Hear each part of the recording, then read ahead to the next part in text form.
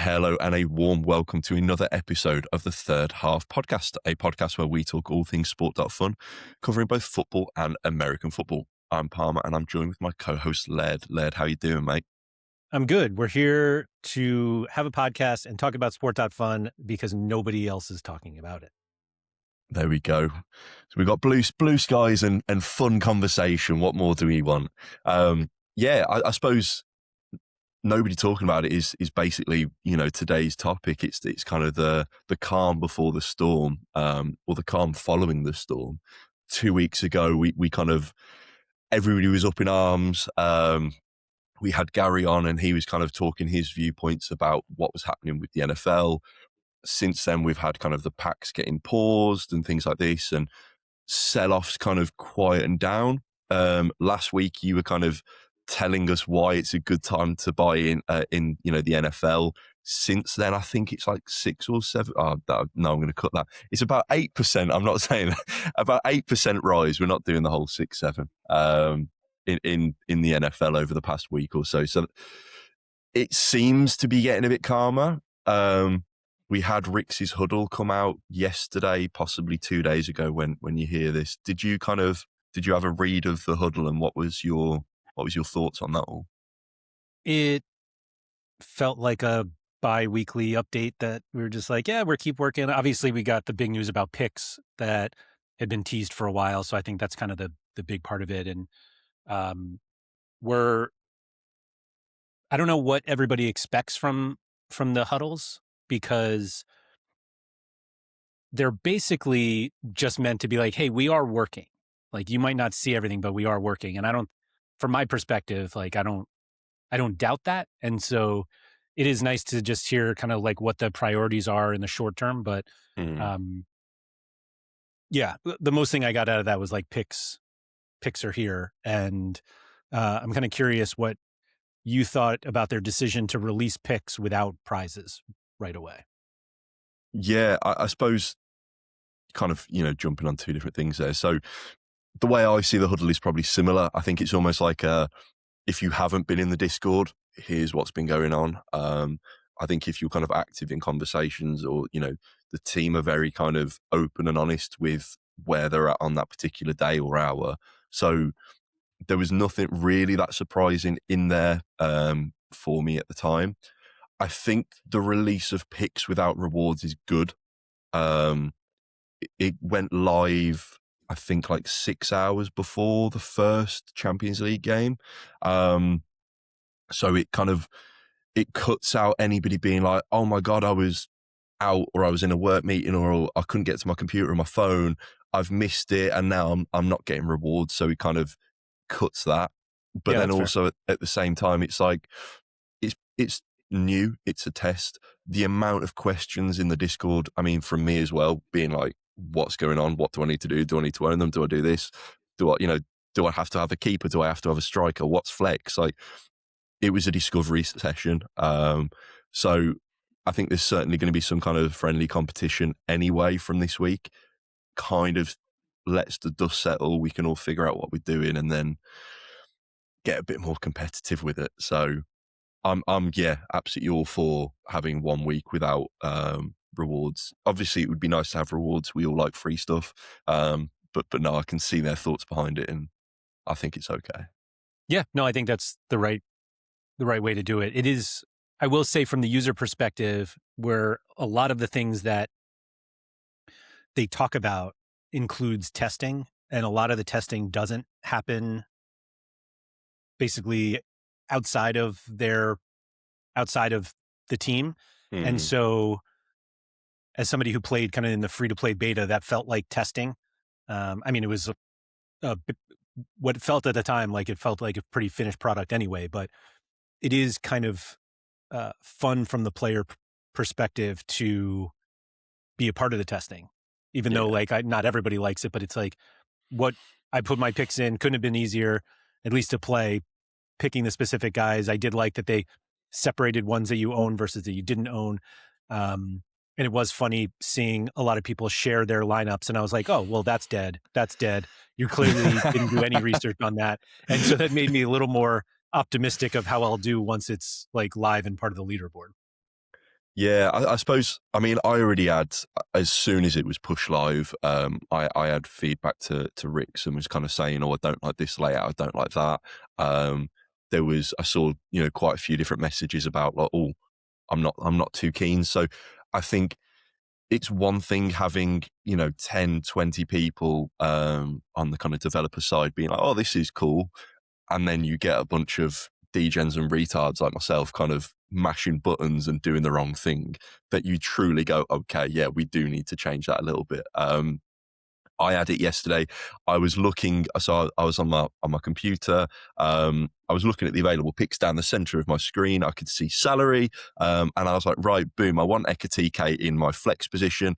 Clicked on Ekatike, did not put him in my flex. Instead, what it did, it just loaded up his player page and showed me his price. And I was like, oh, that's weird. Like, so I've then found him. I now need to go back over the right, Yeah. click in it, search his name, do it. So I kind of, I've kind of given a bit of feedback, and I'm sure other people have, of just being like, we can make it a bit smoother, a bit more streamlined. So again, it's nice that it's a bit of a test.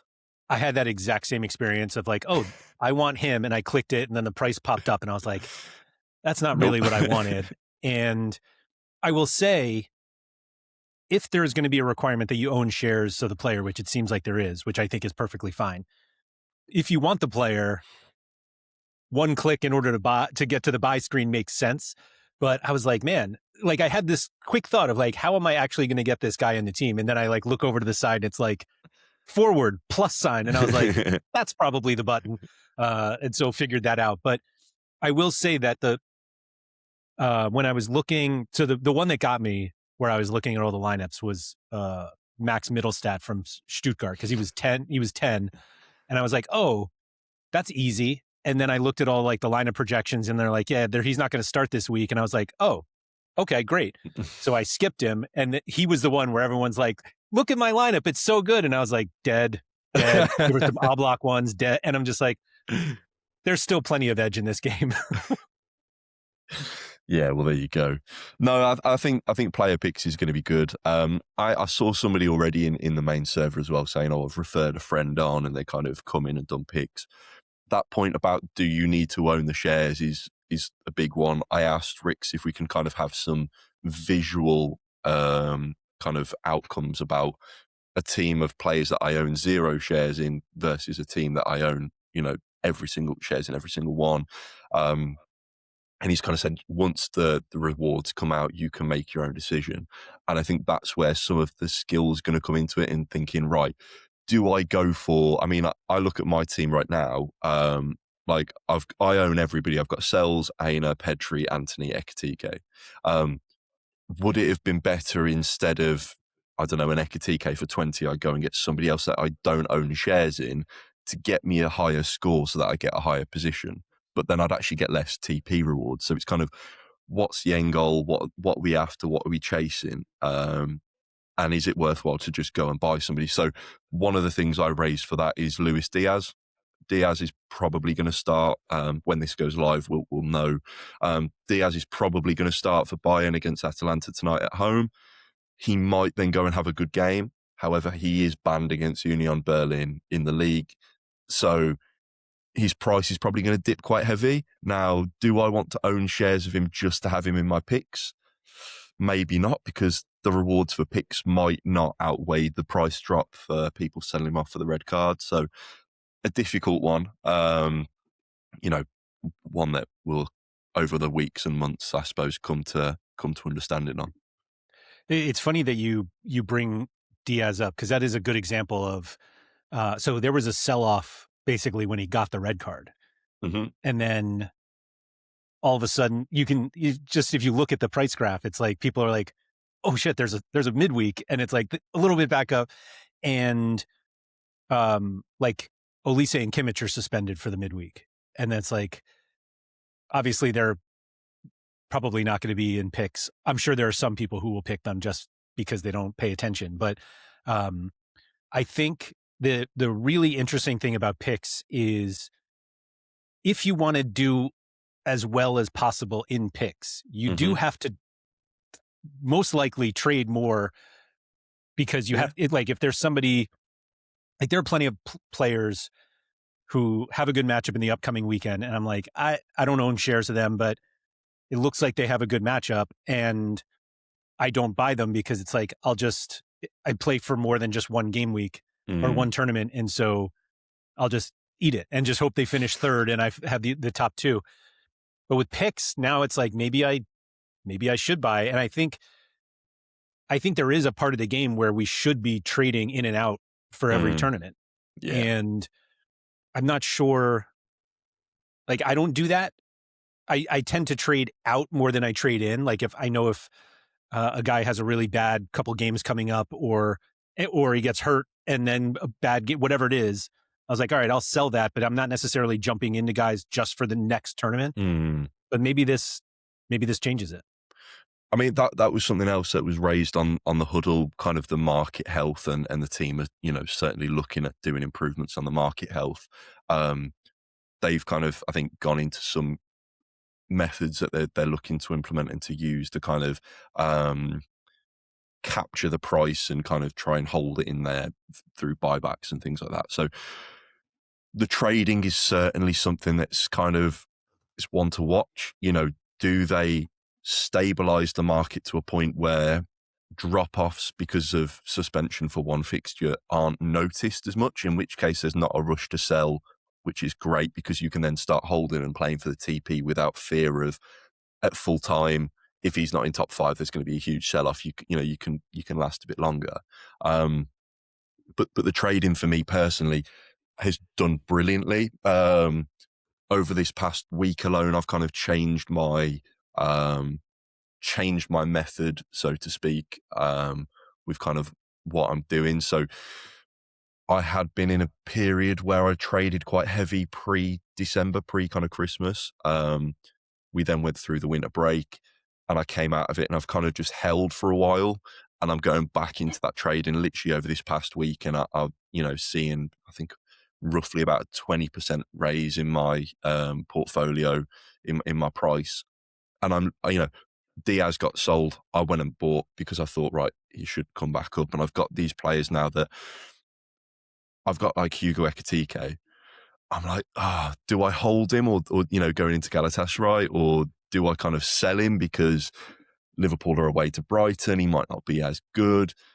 So I've now got this internal dilemma when I'm talking about trading is, do I hold him and try and get the rewards, or do I sell him and take the profit and keep trying to roll that up? So market health is a big one for me at the moment. I'm interested to see what they'll do. I only have this mindset about trading because holding for TP hasn't really been that beneficial over the past few months. The risk to reward, I feel, has been kind of skewed. Maybe that's due to liquidity in some players, where one big sell-off absolutely decimates the price. We've seen it before, where for anybody that's on it, Fukin, no one has a Telegram group where you get pinged for the football trades. And when I get an alert for big sell, I look at my phone and think, shit, do I own them? Because, that's normally a sign that a player's price has just dropped 10%, and you're like, please no. But at the same time, it's sometimes a good opportunity to go and buy into. So market health, part of that huddle. Again, when we look going forward, should be some good improvements. It's funny, the market thing, because I kind of said to you previously that not that I don't look at the market, but I don't keep track of what I pay. So a current price effectively means nothing to me. I did just log onto the site and I saw Jalen Waddle, the wide receiver from the Dolphins, was traded to Denver. Yep. And he's up like 20%. And I was like, oh, how about that? And I noticed there was a single $800 buy, 267,000 shares, which is nuts. There was another $100 buy, a $200 buy, and it's like, oh, did we just find the off-season buy incentive? That, like, I actually had no Waddle. For some reason, I thought I did. I just checked because I was like, maybe I should sell. So I have no Waddle. I apparently only bought Devin Achane and for the Dolphins, but one of the things we PSU fans and I talked about, like Waddle's going to a team that already has a wide receiver on the platform in Cortland Sutton. So now like his injury cover isn't as great. But regardless of that, it was kind of going back to what you were saying, that you feel like trading is more beneficial than holding for TP. Have you felt like a clear difference in the amount of TP that you're winning from a pack perspective? Meaning, are the packs not fun enough for you, basically? Yeah, so I've got so I started tracking my packs. I went back and was able to find some kind of screenshots of when I've opened the pack. So I've got record of my last 10 packs opened. Every single pack has been a pro pack. I haven't had a single upgrade. I open one pack a week. It's always all of my TP that I've got. So my average dollar per 1,000 TP is 32.5 over this period, which is, as far as I'm aware, below where it should be. Now, I know that if I continue opening packs of this size and I hit one epic or one legendary, it will flip that graph. But at the moment, it's kind of, average is there for a reason. You can be above or below average, but the average is the average because of the disparity. And yet at the minute, I'm like, I kind of, my port will go down a little bit. It might go down 10%. I open a pack and come up 8%, and then it goes down 10%. I come up 8%, and I'm slowly bleeding out. And then obviously any big injury or any player that gets benched is an even bigger drop on that per week. So it's a difficult one. But if I look at my, at the moment, after 3 games played, I've got Declan Rice and David Raya, who are top midfielder, top goalkeepers. So I've got 3,500 TP currently. My port is worth 6, and I'm pretty much getting 1 for 1 in terms of dollars and TP each week. So although I've started trading over these past couple of weeks, my tournament points is still held to the point where, I got 6,000 TP this week, and then got 8,000 the week before, 3,000 the week before that, then 7,000, 7,000, so I'm still performing in line, like $1-to-1 dollar to TP, if not higher. But when I open those packs, they're not quite hitting where I want them to be. So Sure. I feel like my skill level's there, but the market changes negate that, and then it's just pure luck whether I'll be able to get that back or not. So yeah, it's a rough kind of place to be, I think, at the moment for myself anyway. Do you feel like the market stuff is just completely out of your control and that's what makes it frustrating? Yes and no. So if I look at my port now, I'm just trying to pick out a player. So Harry Kane, I bought some Harry Kane shares. Harry Kane had a little calf injury, got rested, and then got rested again, and his price dipped massively. So I bought more into him. His price is now back to where kind of my first payment was, whilst I've also got some for cheaper. So I've made profit on him. Now, Bayern Munich play Atlanta tonight. Bayern Munich are 6-2 up on aggregate. I think 6-2 or 6-1 up on aggregate. Yeah. So they've won the game. They've won the fixture. There's a high chance Harry Kane will not start tonight. If he doesn't start, I guarantee there will be a sell-off of Harry Kane. Even though he's like at a decent price, there will guarantee be people will sell off to move elsewhere, and that will hit my pocket. I'll then have, I don't mind. I'll link my bloody wallet. So I've got $500 of Harry Kane. That $500 might come down to $400, which impacts my kind of portfolio. I've then also got, a percentage of my port not partaking in TP. So when I do those calculations of kind of port to TP returns, it's not the same. So I'm then going to get less TP. So I've now got no TP off him. I've lost money off him. So it's kind of, that's where my head goes. And it's, yes, okay, if I shut down my laptop and come back in a month's time when Kane's back in the starting lineup, nothing will happen. But for me, this is kind of a day-by-day, week-by-week game. So I'm scrutinise those discrepancies and kind of changes. So yes, there's some things that I think are out of my control. It might even be a case that somebody has bought Harry Kane thinking, oh, he's not going to be in. They sell all of him. He's then in the starting lineup, but it's still worth less on paper. So it's kind of, what are you looking at? Are you looking at the shares that you hold, or are you looking at the dollar value? And it's there's too many figures to compare against, and I think that's what some of the challenges are to understand if you're performing well or not. Yeah.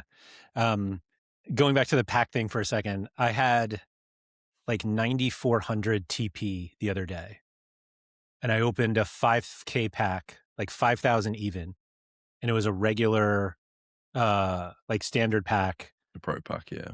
pro pack, excuse me, and it was worth $246 gold. And then I opened the rest of, like, I just did the rest of my TP, which was like, I think it was, maybe it was 4,200. And I got upgraded, and it was worth less than my, like, it was just to an epic pack, but it was worth less. And I was just like, did I get upgraded? Like, what's going on here? And granted, like, there was less, it was 800 less TP, which I feel like was close enough that it should have been worth more. And I was just like, that's the range of outcomes on packs. I forget. Obviously, I think I had Haaland in the first one, and like, he's the one who like brought the value up, but it was just kind of funny. And then that's the one that it was the epic pack that I got Gyökeres that I sold and then moved it right to NFL. So that's so when we talk about market movements, this is always interesting to me. So in my most recent pack, I got, I think his name's like Palacios from Bayer Leverkusen. I feel like his name's like Ezekiel, or it's something around there. I forget his full name. I packed him within that pack, and obviously I looked at, it says the dollar value of the player that I got, yada, yada, yada.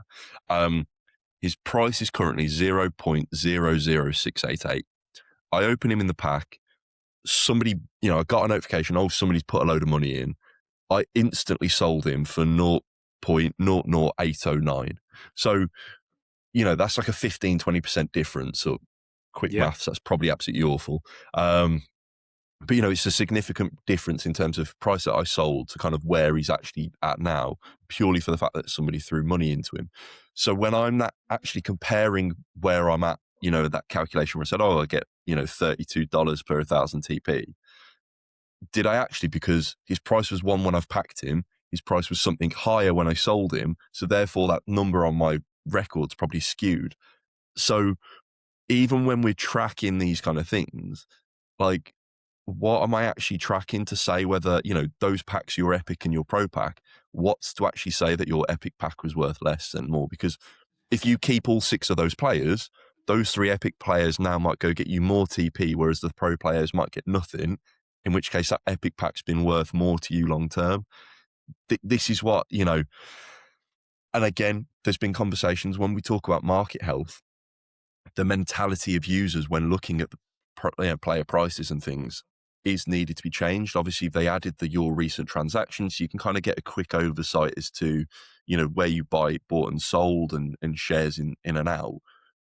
But what does that mean? So I'd be very, very interested to kind of see some more data that will help us change our viewpoint on whether we're up or down, especially when we look at the NFL conversation. People's ports are literally down 60% over the past month. But is it actually down 60%, or is it into a place where it's, in terms of when competition starts, it's valued higher? We just don't know. The obvious answer there is it's worth less right now. But well, sure. What's your, like, when you pack something that you don't want anymore, do you tend to sell or swap? I'll swap it into somebody. So normally what I do is it will be a bit of both. So I will swap into certain players, and then if it's a case of I've got now 13,800 shares of a player, I'll go by 1,200 to make it a nice round 15,000.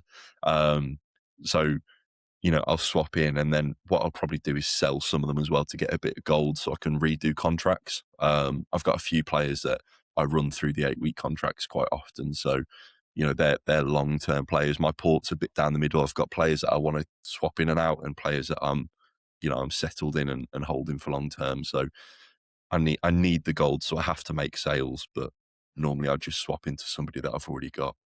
Yeah. I think the only time I tend to sell instead of swap is if I want to buy the other sport. Well, it's really just football, the NFL at this point. Yeah. But yeah, very rarely do I sit on like a gold balance, which that's just more because I can't not buy shares. I mean, I just realised literally today, that we've got the fun rewards.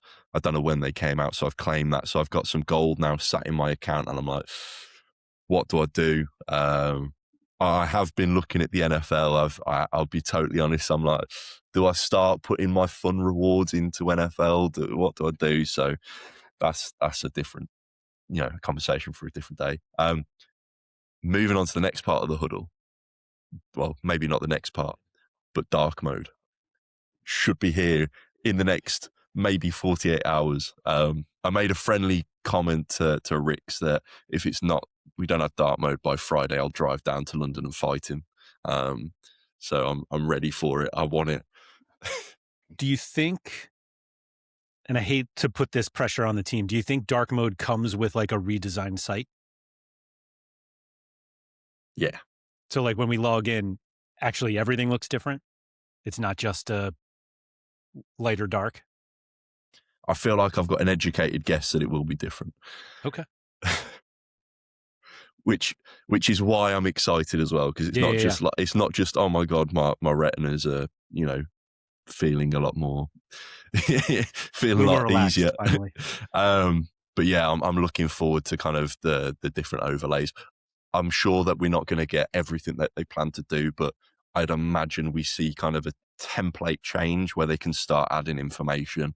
So I'm excited for that, because I think with the change of the site in terms of dark mode and maybe a new template layout, I think that's kind of bringing us closer to scouting. Maybe I'm putting 2 and 2 together and getting 5, but I think, they need this site to kind of have some design changes so they can build onto it. Do you look at the token anymore?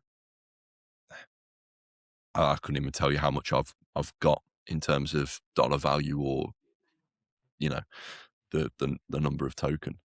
Is that something you've been checking? Because I literally just looked at my own, because I haven't looked in forever. And I think I did it because I just mistakenly clicked the wrong button on the site. It feels like it's a total afterthought now. And which is funny to me, because it took up a lot of my headspace for a while of like, should I buy more of the fun token instead of shares?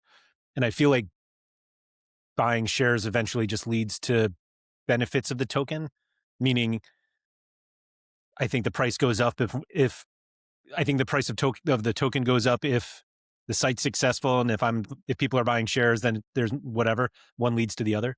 But part of the reason I don't look anymore is because I reached level 5 a month or two ago, but I'm so far from level 6 that it's like, it doesn't make any sense. Not that it doesn't make sense for me to buy my way to level 6, but it's like, if I'm going to spend that much money, I'll just do it on shares. And so I was just like kind of curious if you even look, like, because you were just saying like, do I sell some of the token to buy shares? A little while ago was wondering basically like how much I could sell to stay at level 5 and then use that on shares. And I was just like, maybe I just keep that separate and just, I don't know what to do about it. I mean, I was going to ask you, so do you think it's worthwhile? So I'm checking. So I'm level 4. I think I've been level 4. If I can I have a look at season history or something? I think I got to level 4 and I've kind of stayed there for the past month or so, for example. Would you say it's worthwhile jumping to level 5? Would you say it's worthwhile from going from level 5 to 6? Kind of, is there a level within the rewards that you think if you've got, you should be at this point, or do you not think it matters? Like, do you see the scale is too big? I think that the difficulty is that I don't, not that you can't tell how much more you're getting because they make it very obvious. Mm, Like, this is your bonus TP. These are your fees back. But it's almost like I need somebody to say, like, if you were on level 6, this is what you would have won. And I don't do that. And mm, so, but I think it's I think it's a very easy calculation of just, if I spent this, it'll take me this long to win that back. Something, not that it pays for itself, but it, I don't know. I just realized, like, I really haven't thought about the token in a while. And maybe that's the point, that it's just something in the background that's like a real great benefit of being on the site. mm. And I think I have way more than I thought I would. Like, I got a very, what I consider, generous distribution when it, like, I didn't do the ICO, I didn't buy any others, and then I like logged into the site and I was like, oh shit, like, okay, great. And so it's kind of like money that I have in the background, that, not that I Yeah. consider it untouchable, but it's in the background, which is kind of nice. And I think everybody looks at their port value, and if you were around early enough to get a distribution of the fun token, like, you probably should include that in your port value to know, like, where you are on the platform. Yeah. And now that I've just done that in my head, I'm like, this doesn't seem as bad at all. Yeah, you're quite happy with where you stand. No, definitely. Because I mean, I have that kind of mental gymnastics, or I had that mental gymnastics of being like, oh, do what, how many more like fun tokens, points, whatever the fuck you want to call them, do I need to get to level 5? How much does that cost me? Right. Okay. If it's going to cost me X, how long will it take me to earn that back? And then it's also, well, can I just passively, scale up to there anyway? If I do it passively and just let my kind of score do it, how long will that take? Mm. There's all these kind of different thoughts I have to it, kind of saying, well, is it best to just leave it and I'll get there when I get there? Or is it best to be like, no, go get your credit card out and, go top yourself up to level 5. And when you've just said that you almost be better if you had it laid out in front of you, it would be quite nice to have some visual, kind of level 1 to level 6. And, those are like cutscenes where you jump through the levels. It's like level 1, you've had this. And then like, checkbox moves to level 2 and checkbox. And then it goes up to the level it stops you at, whether that's 2, 3, 6, whatever, 5. But then the scale next to it is kind of grayed out and locked and be like, you could have had, so you've got, I don't know, just random number, you've got 50 gold distributed and 500 TP. If you went up the one more level, that would have been 65 gold, and that Yeah. would have been, because that then kind of makes you think, oh shit, well, if I put that in now, then, I can kind of pull that back later. So fun token's going to be an interesting one. And are you waiting then for scouting to come out to actually see some benefit for fun, or you just, is it not even in your mind at all? Scouting's a weird one because I feel like they talked about scouting as if that could be the game for people who were like really hardcore into fantasy football and stuff like that. And the the longer it gets delayed, the less I care. Mm, And I think part of that is the fact that we've kind of talked about this before. There aren't really that many players on the that are not on the platform that were like, oh man, they need to get on. yeah. And so it almost seems like the first 5, I was going to say 5 to 10, but I don't even know if it goes to 10, but like the first 5 will all be people that were all like, oh yeah, they should be on there. Like, we don't have to do any work to scout Mm, Musiala or something, like, and so it, I just feel like they really talked up scouting, and I don't, I don't know how they make it exciting with a bunch of players that we don't really care about. I think when the kind of conversations with AJ and reading the kind of chat, I think the bonus will come from having players exit the game. Hmm. So, I mean, I don't even know who's the kind of cheapest on the platform right now. duh, duh, duh, duh. Chevalier, obviously Trafford, Matthias Sula, Lukaku. Obviously, Lukaku's kind of recently back. Manuel Neuer. So these kind of players that are holding up spots, they're dirt cheap. They're not playing, so it's not like you can earn TP. Like Trafford, I don't think has had a game that's counted all season. Since I don't think It's a long time. maybe he's had one. I really, I don't believe he's had a single game that's counted for TP.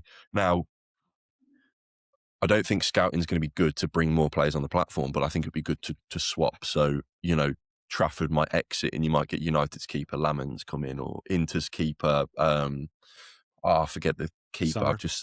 Is it still Summer? I thought it's changed now. Oh, has it? I'm not too sure. Possibly. Not a league I'm paying attention to these days. No, I'm sure I am. But anyway, that's not the point. I thought no idea. But anyway, so it might be a case that there's not these like Lamens, the keeper for United, isn't a player that we're like, oh my god, he needs to be on the platform now, but he could be more competitive than Trafford. Fair. Lukaku, or like, so okay, Diamonde for Leipzig, he's not a player that is going to be desperate to come onto the platform, but I would much rather have him on than Lukaku. And this is where I think scouting is going to be beneficial. And the same can be said for the NFL. Obviously, if Kelsey would have retired, he would have been pointless. We would have needed somebody else on. Now, there's probably not another tight end that you desperately want on the platform as an addition, but in rotation, I think that's where the bonus comes. And I also see it as the scouting could provide something for the off season. College football, college basketball, people can start in the off season looking at the draft ahead of time and start pre-buying shares before they come on the platform after the draft and stuff like that. So, yeah, I'm still excited for the scouting. I understand where you're coming from in terms of, fuck me, it's been too long. What's going on? I'm over it. But I do think, I get what you mean, that they kind of hyped it up and then we got nothing.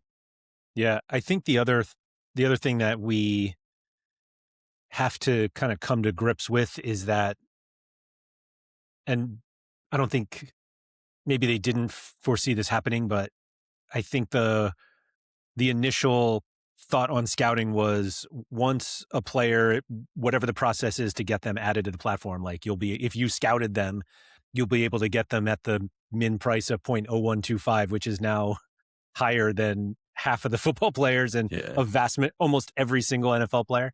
And so I feel like they need to figure out what the prize is, basically. Yeah, that's going to be an interesting one. And like I say, I mean, I have no idea how scouting works, so it's just pure speculation. But I reckon it would work in a way that if a player's not on a platform, you can buy shares for, pennies. If I don't know how cheap they'd allow you to buy, because obviously they don't want one person having, so many shares. Yeah. But then I'd assume that once a maybe certain amount of, players own the player, or there's enough shares to get that player up to 0.00125, the starting point, that's when they come on the system and then everybody buys. So if you're a casual that's just playing the game, it will be like, oh, Musiala's popped up at 00125 or 11 or whatever it was. That's cheap. But everybody else that's kind of been early doors has got it even cheaper. And now it's live. And also people can kind of trade before they go live on the platform. So it's not like, oh, I've just bought him and all of a sudden I'm getting dumped on. Because people have obviously bought those shares earlier. They could have sold at any point. They've waited for it to come on the system to get TP. So there's a lot of brain power that's going to have to go into scouting. But I think I would just get excited by the potential, that when it gets added on, I think the potential's so big to take it so far. And yeah, I do just look at the deadwood at the bottom of like, you hate to say it, like, Malik Tillman, great player when he plays. He's just not starting for Leverkusen. He's so cheap. he's not getting starts. When he does get starts, he's hooked off after 50 minutes. He's not getting Yeah. leaderboards. It's just like What is he doing there? he's a great player. He's probably going to be really beneficial for the World Cup.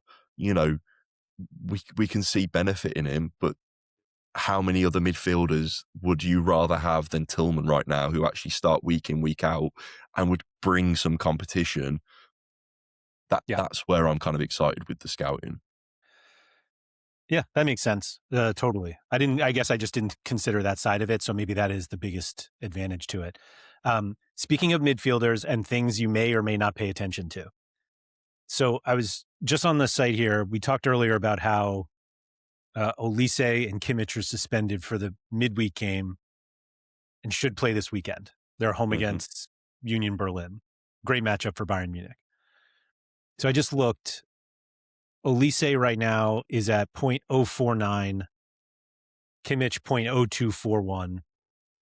But the thing that I hadn't, or that I looked for and was shocked at, active supply on Olise, 5.1 million shares, which I don't think I've seen a football player at over 5 million yet. So he's now at 5.1. Kimmich is at 3.9. Like, that's a huge drop. Which one would you rather own? Olise or Kimmich? Ooh. Knowing that Olise is both more expensive and way more active shares. Are you saying same amount of shares or same dollar value of shares? Like, are you giving me $100 to buy one of each, or are you giving me 1,000 shares of one of each? I'd like to hear your reason for both. So let's start with $100. What do you do with it?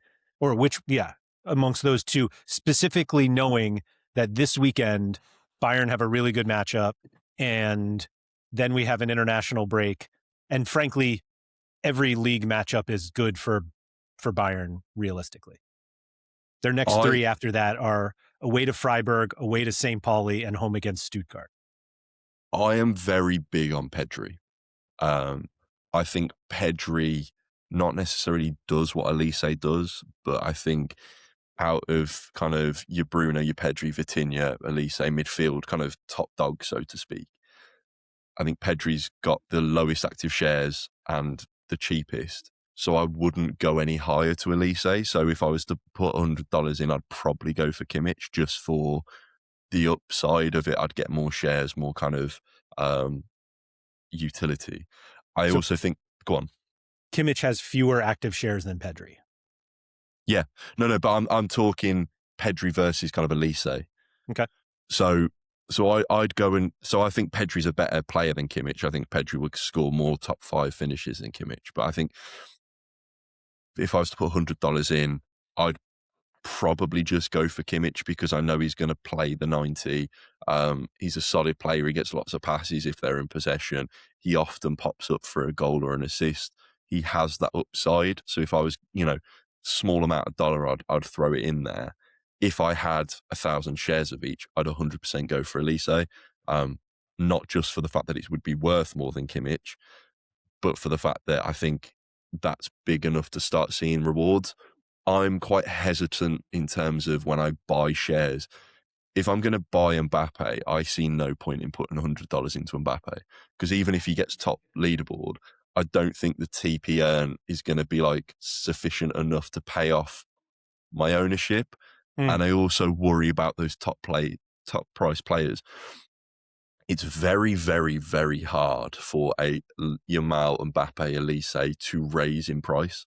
So if I put $100 in, and if for his price to move 10% up is very difficult, for his price to move 10% down is very easy. So that, it's that kind of risk to reward. I think it sometimes feels like those top kind of 3, top 5 players have hit a ceiling in terms of where they're at. I think I saw earlier today that Yamal's got like $100,000 worth of liquidity in Yamal alone or something around there. Yamal. What about what's the 100,000 in liquidity? I think Yamal, I'm pretty sure there's $100,000 worth of like money in Yamal shares alone. So that's what I'm saying. So for Yamal to increase 10%, you need $10,000 to go into him. Whereas, for Yamal to drop 5%, you need one person to sell his $5,000 worth of Yamal. So this is why I kind of get hesitant about the top names. What's your views on Kimmich versus Elise? So the only reason I looked is because I think Elise is way more likely to get top 1, which I don't think we can really argue.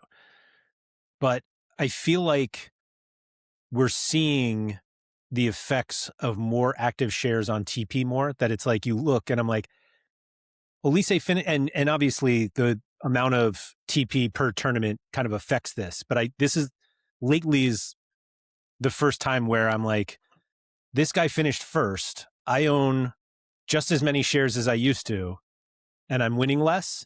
Mm-hmm. And I think it's because I'm just not paying attention to active shares as much. And I think part of it is that it's just not easy to see it. Like you have to click. Like if I went if I went to my squad and I'm like, I want to see how many active shares there are of everyone. Like I can kind of see it on like what's actually frustrating to me is that you can see it on the page if you see all the pictures, but if you go to the table view, basically, where it's like you can see the columns of like how many shares you own, what it's worth, you can't see active shares. And I was just like, why is that not there? We just added this pick salary score, and so if I had $100 or if I had 1,000 shares of Elise and 1,000 shares of Kimmich, not that they both can finish first, but like if Kimmich finishes first, I win a lot more than if Elise finishes first. Yep. And there's just not an easy way to see that. So I put that message in this morning into the general chat because I was trying to see if there's a way that I can quickly go player name, active shares, actual circulating supply, and kind of have a list view, and there wasn't. So I've reached out to Bacon, I've reached out to Ricks to see if somebody smarter than me can kind of put together a bit of a dashboard, because that's something I want to start tracking, and just for conversations like this in the weeks and months to come as we kind of progress down the game. Obviously, one of the biggest worries and the feedback from the NFL was oversupply of player shares, because the market cap was so low that players went from 3 million shares in supply to 7 million literally in a fortnight. Then there has to obviously be that worry about, is that the same in Football.Fun? Are we also seeing that we've got 25 million shares capped per player, and these players are just kind of getting disputed. Now, that was also something that I was kind of, when I was looking at the cheaper players. So, let's go and look at, there we go. So Di Lorenzo. Di Lorenzo's injured at the moment. His price is 50% of starting value. Active supply of shares is 1.8 million. His circulating supply is 5.8 million. Di Lorenzo is a player that is injured. He has no utility in point scoring, yet you can pack him. You can't do anything with him other than hold or sell. You can't earn, you can't do anything. So we've got this player with 5.8 million shares. 20% of his total supply is just floating about, constantly getting packed. This is where I kind of say the scouting would be good, because if we can bin Di Lorenzo off, put him into a place where you can hold your shares, you can keep your shares, but you just can't earn TP because he's not in the game. People can still buy and sell and trade, but you just take him away from being packed, and you put a stopgap on his supply, to then when he gets back from injury, he can then get moved back from scouting into the game where he can then earn TP again. But you've now got shares and a much lower supply. And I think this is where, again, I have had the same thoughts and feelings literally the last few days, last week or so. And, today I'm trying to see if I can get something put together, because not to say, we need conversations about supply, but it is certainly something to keep an eye on moving forward to understand what's happening, I guess. Yeah. I think that's a good point, because like I was just looking here. Rodri's somebody that I've been buying recently because of his low active shares. So he's at 3.3 million. And like a reminder, Olise's 5.1 and Yeah. Rodri's 3.3, but there's 6.1 million of like circulating supply. So I don't know. And I'm not going to go look to see like who holds all the Rodri that's not active, but all it takes is somebody who has a huge amount of inactive shares essentially to just be like, oh, yeah, To I'll pay wake up, the yeah. $20 to contract these back in. And all of a sudden, like what I have is worth way less, Hmm. at least from a TP perspective. And so, but it is like, I am looking at that way more than I ever have. Like I'm looking at my screen now. Olise's at 5.1, Harry Kane, 5 million, Yamal, 4.9, Van Dyke, 3.6, Rodri, 3.3. And it's just like Luis Diaz, 3.7, Vinny Jr., 3.7. And it's like, that's a big difference. Like Yamal and Rafinha, like teammates here. Mm, Yamal's worth 3x per share, but he's got 4.9 million versus 3.6 for Rafinha. And it's like, if they both finish first, same amount of money, like Rafinha, you win so much more with Rafinha. yeah. No, definitely. And it's a tricky one. But I think when we kind of look forward and look at what's coming, I suppose it's nice to see in the huddle they're actually, acknowledging that they're working on the market health, because these are the kind of things that are going on in the background. You speak about Elise. Well, Bruno Fernandes has 3.9 million active share. Now, is that jump between Elise and a Bruno Fernandes actually that big of a difference? Like, you know what I mean? It's kind of crazy to put it together and understand, because I think a lot of the supply doesn't correspond with rationale, when Mm. you look at the player's price. And again, it is that, somebody could just wake up who owns supply, hit contract, or even just sell it out. Yes, your active supply doesn't change, but all of a sudden your dollar value of that player now is massively changed. You have the same shares going into the same active supply and in the same TP ratio, but somebody who's got shares that are not active sells, removes your USD value against those shares. Are you still in the same position, or are you in a worse position? So yeah, we'll jump out that rabbit hole.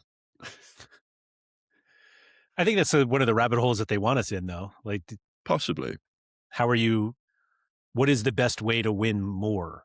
Mm, And kind of at its surface, that's always the conversation of you win more by having guys that not everyone else has.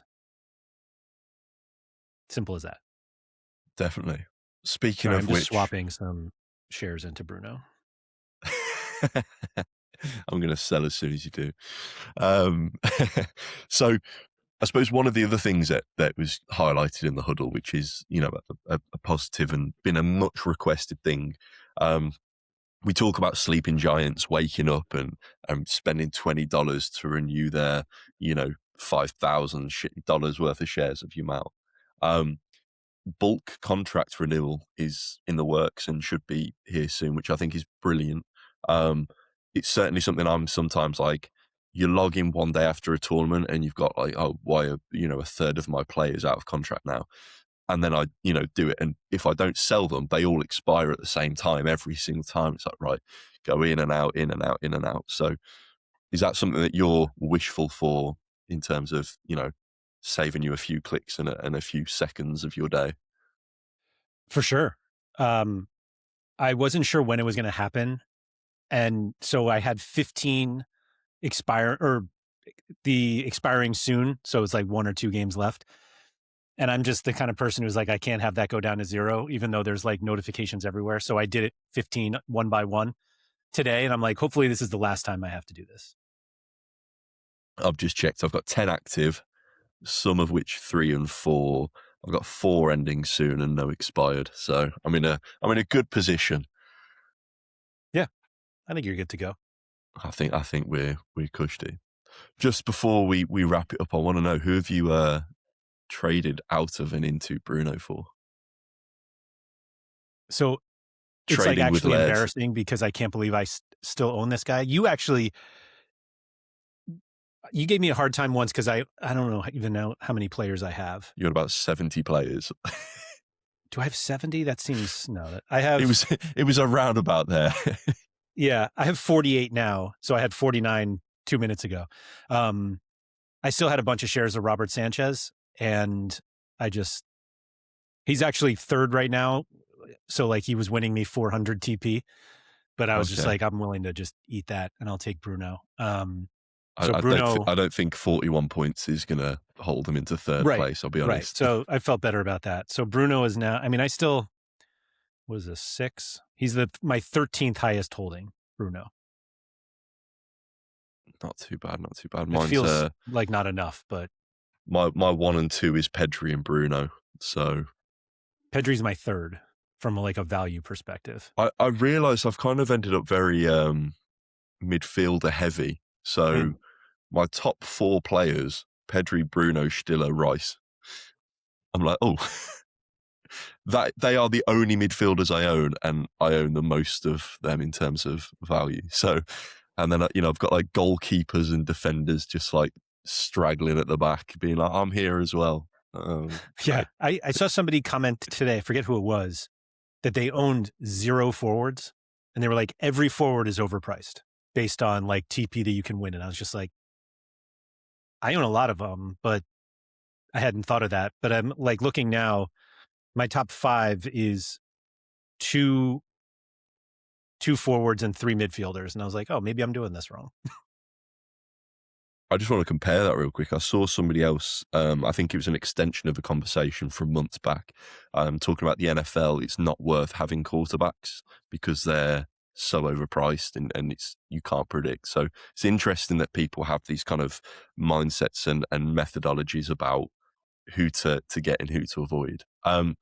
To wrap it up, I've got a final question for yourself. So, this episode is called, I think you'll see it here or there or somewhere above, The Calm Before the Storm. And I think a lot of people are in anticipation that we are weeks and months away from things getting a lot busier, on the content side, on the marketing side, hopefully new users, the market cap should be higher. So we're looking forward, to the weeks and months ahead. I want you to make a bit of a prediction. So, as it stands today, we are in the middle of March. If we go 6 months down the line into the middle of September, do you think the NFL or do you think the football market cap will be higher? So, will be post World Cup, will be start of the season for both competitions. Where do you think will be the biggest kind of buzz, energy, and of course, money?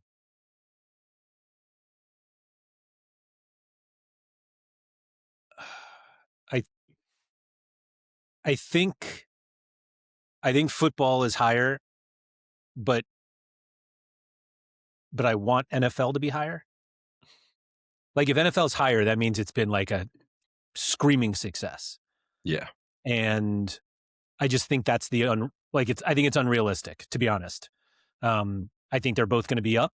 No, not financial advice. Like I think, or at least maybe I'll say I think that the gap will be much tighter than it is now. What are we on? March 18th. So the NFL is at 2.61 and football's at 11.88. Like I think the gap will be smaller. I just don't know if that means it's 15 and 12. If it's, I have no idea. But I think NFL grows way more than football.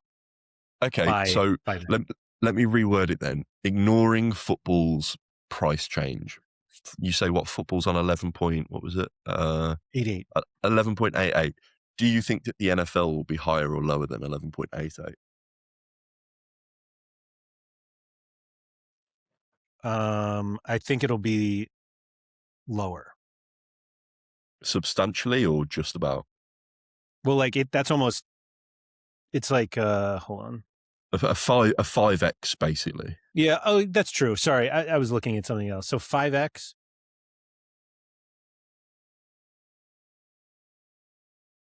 I don't know. Let's go over and I can just victory lap it when it does, when it is. No, I mean, I asked the question because I was sat down the other day genuinely thinking that I reckon NFL could go higher than football this season alone. So it's interesting. One to watch out for. Yeah. Perfect. Well, no, thank you everybody for listening to episode, I think 17, maybe. I don't know. I should write this stuff down. Of the Third Half podcast. It's been an absolute pleasure. Like I say, Rick's has recently put out the huddle to kind of overview where we're at today in the game. We've got picks going live. Hopefully, when you watch this, you'll have Sport.Fun open behind you in dark mode, and we'll all be happy. And we'll see where we're at in the coming weeks or months. One to watch out for as well. We're planning to have Geordie and Caleb on for a live stream to go through a bit of the marketing and the strategy in the coming weeks. So once things unravel a little bit more, we should see some stuff to kind of go through and talk about. So nice live Q&A to get questions in. So keep an eye out, and we'll wrap it up there. See you all next week.